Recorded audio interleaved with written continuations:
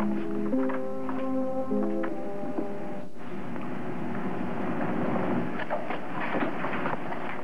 come on. We've barely got enough room in here for us. Oh, dear. The Gestapo just got another one. Go on in, Miss Riley. Oh, when will the Allies rescue us? When? How many times I gotta tell you? This ain't France, Eunice.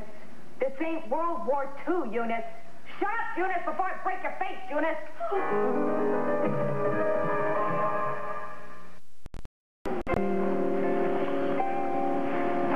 Wonderful, huh? I don't really think I can eat this.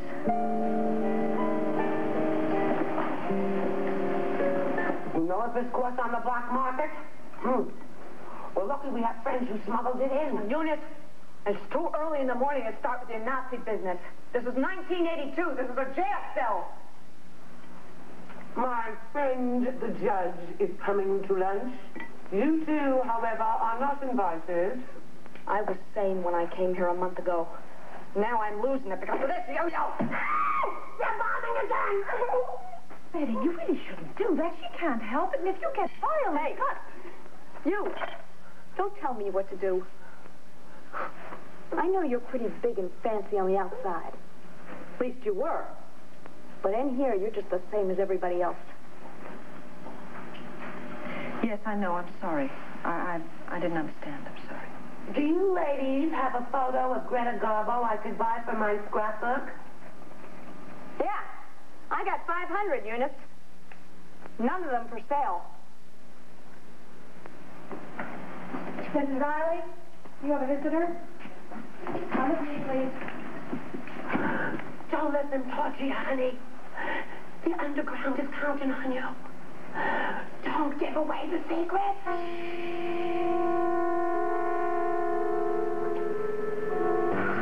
10 minutes, Mrs. Riley. Thank you. What are you doing here at this hour in the morning? How are you? Oh, well, aside from the eggs at breakfast being disgusting. What? I've got to get you out of here. Honey, I really appreciate your visit. I really do. And I think that your support and your sympathy are very welcome, and this is a great break in the day for me. But I'm not going to give ground, so there's nothing that you or anyone else can do. I can have you out of here in an hour if you listen to me. I want you to use me as your unimpeachable source. Now, I mean it. You just say the word and it's done. Oh, Karen. I have no doubt that you mean it, and believe me, I appreciate it, but I have been over all of this with my source. I know. He told me. Well, then, you know that I'm not going to do it. We're in different positions, Larry and me, don't you see? He could lose his job. He could lose his medical career, his entire medical career. But I have nothing to lose. What can they do to me? Karen, they will get you for perjury. They will drive you up before the grand jury, and they will put you under oath. That's all right. I'm ready for that. Oh, honey, come on. Listen to me now. In the first place, I'm not going to do it because I would be lying. You are not the source for the story I wrote. Secondly, it's a marvelous gesture, but it wouldn't do me any good. Why not? Because I am in jail for contempt of court. Nothing else. Contempt of court. The only person that can get me out of here is me. I have to go before the grand jury, answer all their questions, and name names. Karen, believe me, no one else can do it for me. No one can walk up to them and say, I'm the source, I did it. It won't work. I have to do it myself. Believe me, I've been over all of this with my lawyers because I knew that Larry would try and get me off the hook, okay?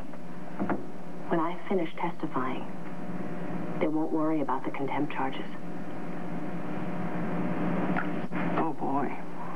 Obviously, you know something that I don't. Yes. About what happened that night at the hospital? Yes. Okay, I don't want to hear anymore. Thank you so much for coming. Vicki, please. Once already, darling. I love you. No. Vicki, please don't leave. I'm sorry. I don't have to tell you everything, but just let me just tell you this. And I don't need flowers in the spring.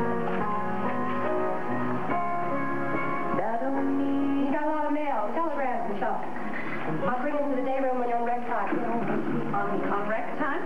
Recreation, sweetie. We all go to the day room after lunch and watch a couple of the girls play checkers. Think you can stand the excitement? Oh, Olivia de Haviland! You ladies better be nice to her. She's got a bunch of important friends outside. Don't mean Shinola in here. You better pay attention to the rules, or you might find yourself working the hot end of the laundry. The steam and stuff ruins your looks. See what it did to Eunice? Would you believe she's only 17 years old?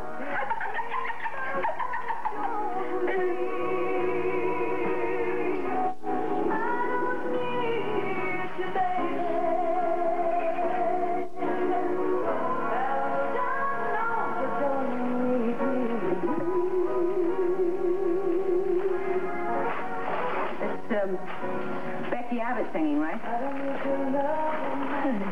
You know country? No, I know Becky. Dumb broad, though, huh? Why would you say that? Letting a hunk like Johnny Drummond get away? I read the fan mags. I know what's going on. Oh, Princess Grace! Oh. Guess she found herself another stud, huh? No, Becky's not like that at all. She's a terrific person. You like her. Yeah. Well, I don't hardly think her and me will ever meet. Unless you throw a big party for all of us when we get out of here. You know? Celebration. Of course, you may not have many friends when they decide to spring you. Don't be surprised how many people fade away while you're in stir. Don't see your picture in this magazine. No.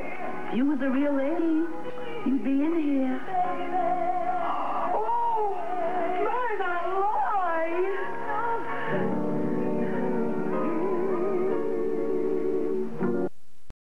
Your friends are going to bat for you. That's what I Turn that thing off! I don't want to hear it! You know how long it took me to get the money for that? 2 months in the laundry, sweating and stinking. Eunice, you shouldn't have done that. Oh, I shouldn't have done that, Miss Holly. My name. What are you doing? You didn't know. You don't tell me what. Stand off of me.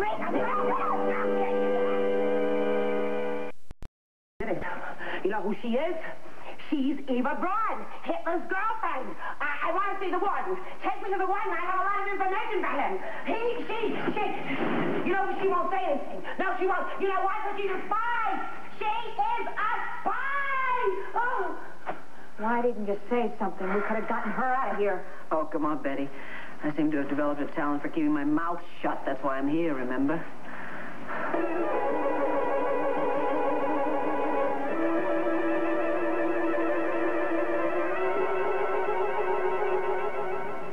Well, that's a very good point.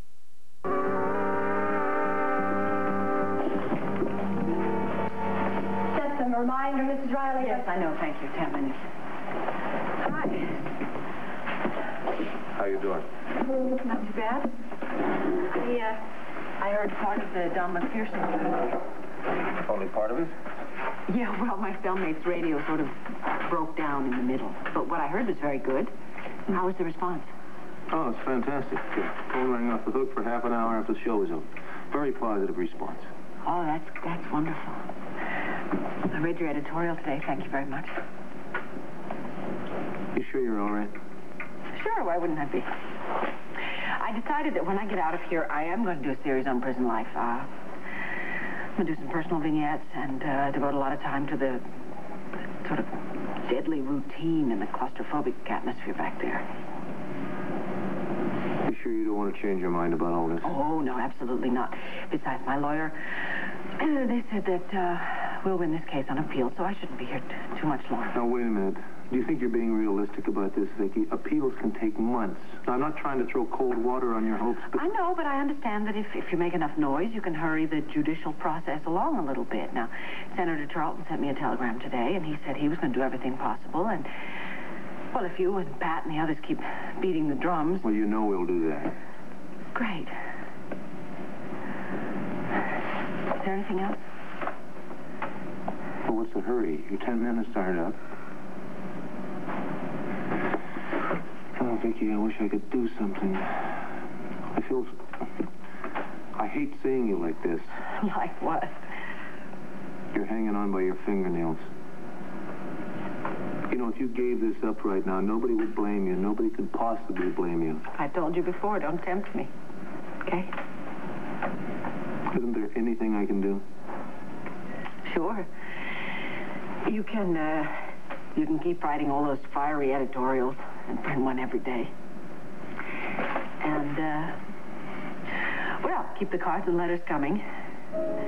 Oh, could you buy a transistor radio for me? I don't care what kind, just a good one. It's for my cellmate, Betty.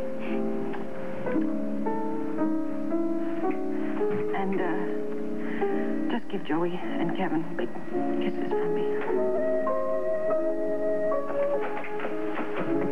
Okay?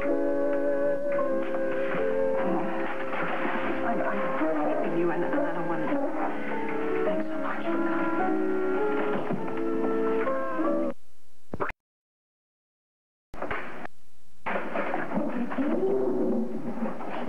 Come on. Why don't you just call the district attorney? Tell her that you have changed your mind. That's the only way you're going to get out of here. You could be home tonight with little Kevin, little Joey, having a lovely time. Oh, by the way, I got Kevin a present. Bully for you. Matron, I would like to go back to my cell now, please. Eunice, was it you? No. Who was it? It was Betty. She took them. Betty took them.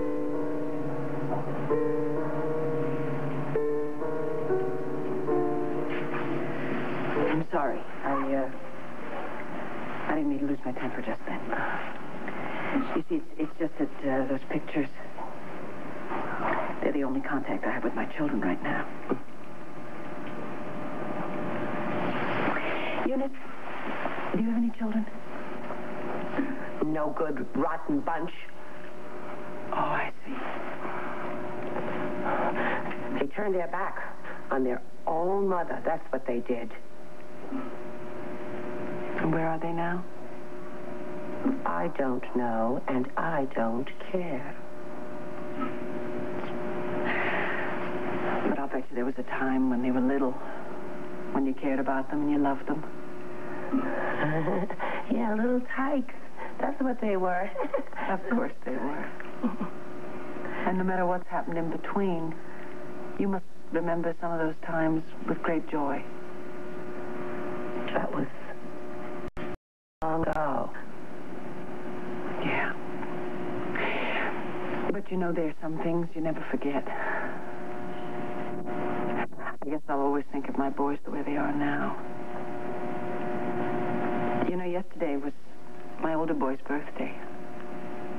He was 6 years old. And for the first time in his life, I couldn't be with him. And that was very sad for me. And the photos that I had, they were of the birthday party a friend of mine gave for him. That's why I was so angry when I couldn't find them, you see. They're the only memento that I will ever have of that day. Oh, yeah. Here.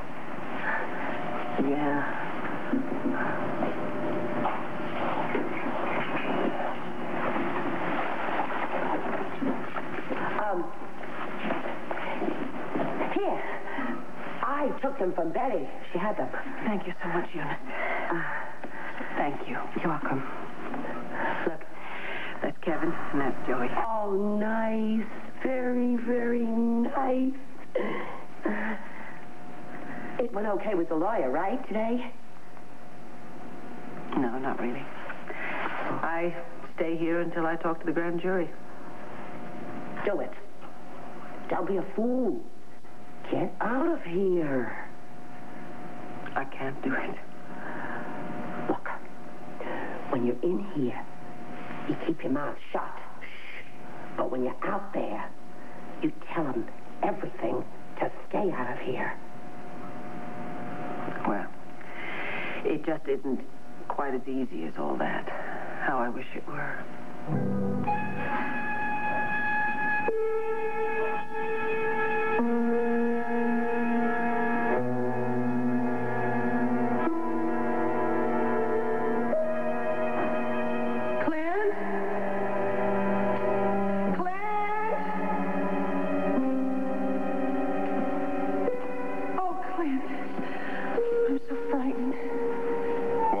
you're alone?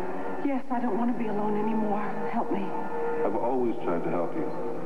You've always sent me away. I know I was wrong. I tried to warn you about Ted Clayton. You wouldn't listen. I know I was wrong. I was afraid of you. So I made myself believe I didn't want you, but I was wrong. I loved you too. Oh, hold me, please. I need you.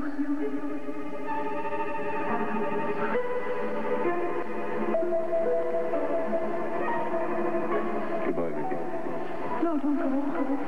Don't go. Please don't leave me. Please don't leave me.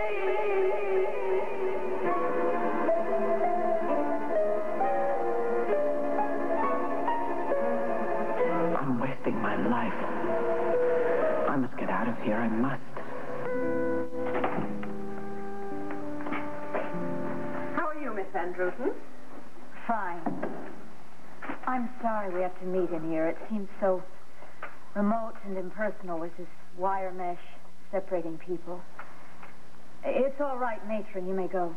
My orders are that when a prisoner is in this section of the building, I'll take full responsibility. And see that we're not interrupted, please.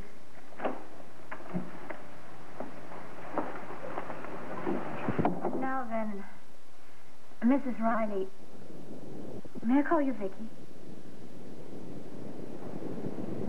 No, I don't think so. If you wish.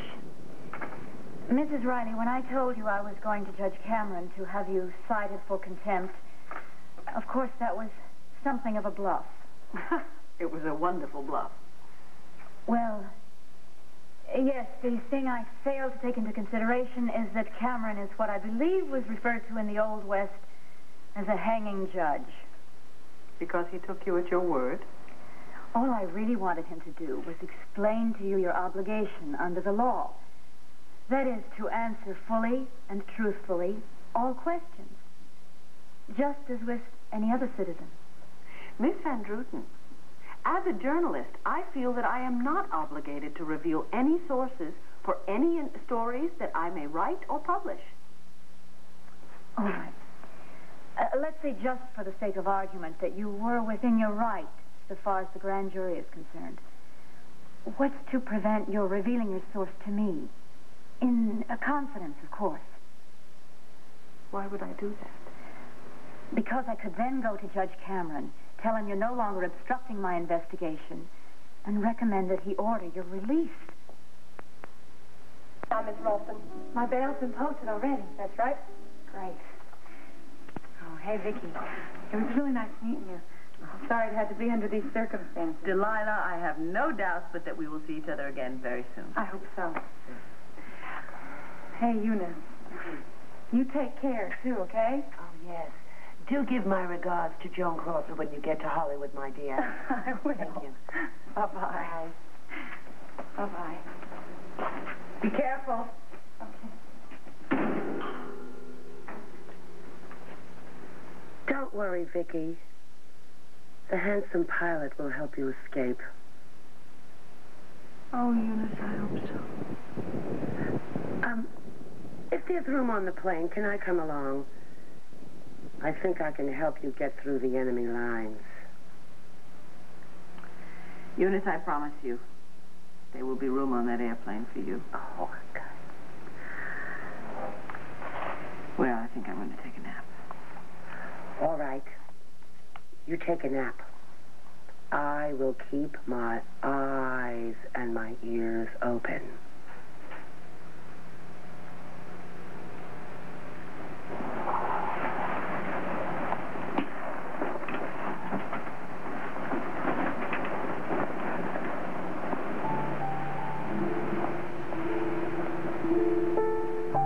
Viki, Joe's memories surround you like a fortress. Now, the one time that you did let the drawbridge down, what happened? That con man, Ted Clayton, crawls into your life and you get hurt. And what do? You slam the gate and I'm left here on the outside. You're changing the subject. I'm not changing the subject. That is exactly why I am resigning. I am in love with you, damn it, and I cannot pretend otherwise while we're sitting around in some comfortable business setting. Now, I can't ignore it. I can't live with it, and I'm getting out. This is some sort of blackmail, right? If I agree to see you, you will continue as executive editor, huh? I think maybe you should leave. Am I wrong? You spent too much time with Ted Clayton. Not every man is as conniving or as manipulative as he was. No, that's true. I'm sorry. I didn't mean to do that. Oh, Clint, I know that you're angry about Ted and the fact that I can't deal with another relationship just now. Refuse to deal. But I can stay out of your way. Our contact at the paper can be purely peripheral. Any contact is too much, Viki. Just the sight of you drives me crazy. I mean, like right now. You think you've withdrawn from me, but this thing is still between us. You know, you walk into a room and I can't concentrate. I can't concentrate on the banner. I can't concentrate on a grocery list.